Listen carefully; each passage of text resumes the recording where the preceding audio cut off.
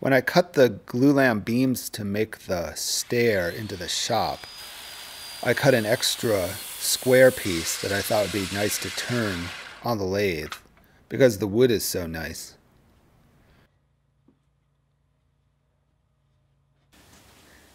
I started by finding the center of the square, and what I would do is drill a hole, and then that hole could fit in a screw on my circle cutting jig. Once I had the hole drilled, I could bring the piece over to the bandsaw.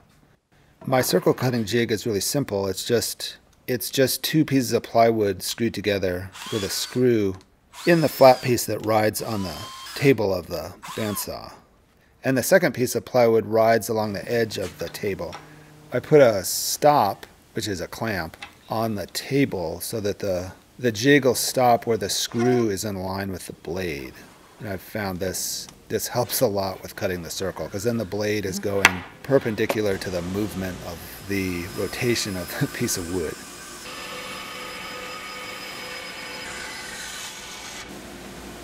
So I cut out the circle, and that actually worked really well.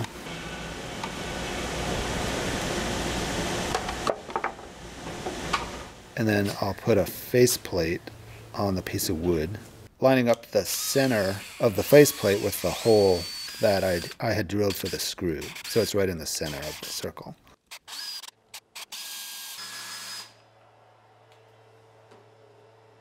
And I can take it over to the lathe and mount it on the lathe. It was actually fairly balanced. It wasn't perfect, but it was pretty close. The first thing to do is to make it nice and round. I turned it up to about 450 or so on the speed, which seemed to work pretty well. And I cleaned up the face, got that flat so it wasn't wobbling. This outer face is going to be the bottom of the bowl that I'm making. So I'll cut a mortise into the bottom of the bowl, which will take the chuck once I turn the piece around.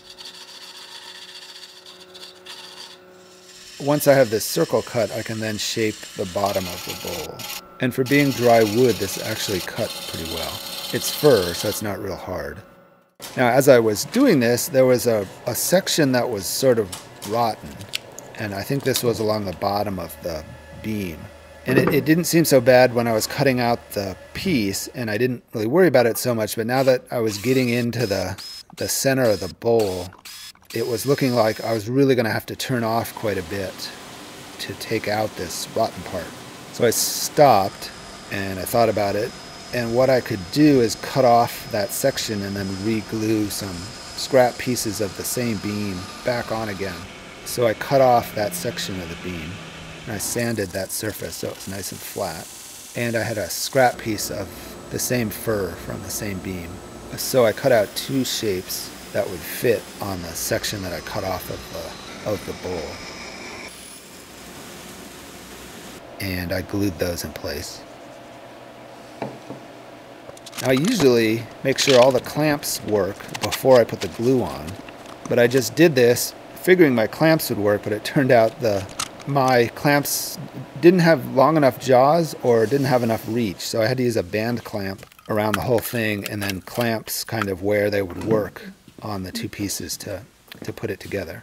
Now the shape as it is now is a little bit smaller than it was before, so I had to move the screw on my circle cutting jig, and then from there I could cut off the extra bit of the pieces that I had glued on, which would make it a lot easier to turn. I thought about angling the bandsaw table and cutting off even more of the part that's sticking out of the bowl, but it wasn't too bad, and I just turned it off on the lathe and it actually went just fine.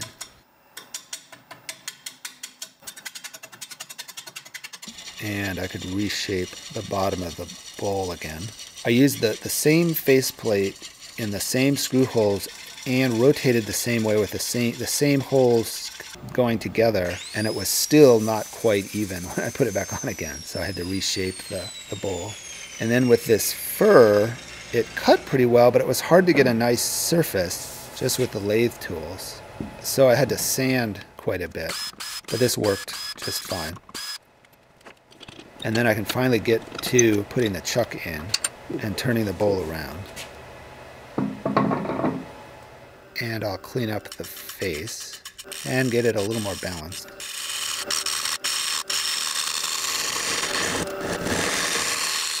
Then I can start digging out the bowl.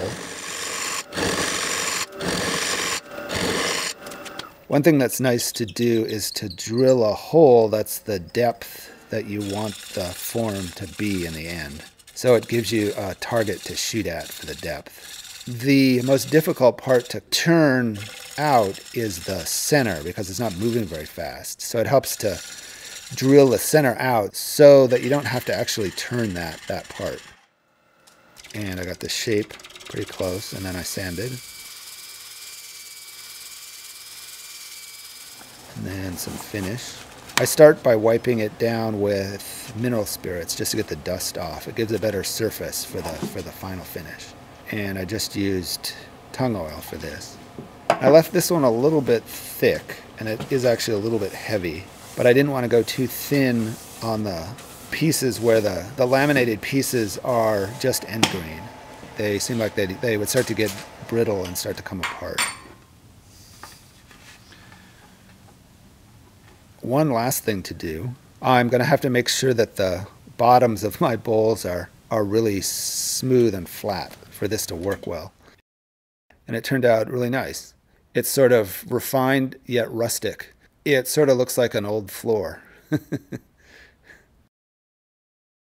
It looks like the glue that they used for the Glulam beam comes out black, or at least very dark, when it's turned like this, so that there's a lot of definition between the pieces. Whereas the piece that I glued on, there's no definition there. So it looks just slightly different where I put the splice in on the side of the bowl.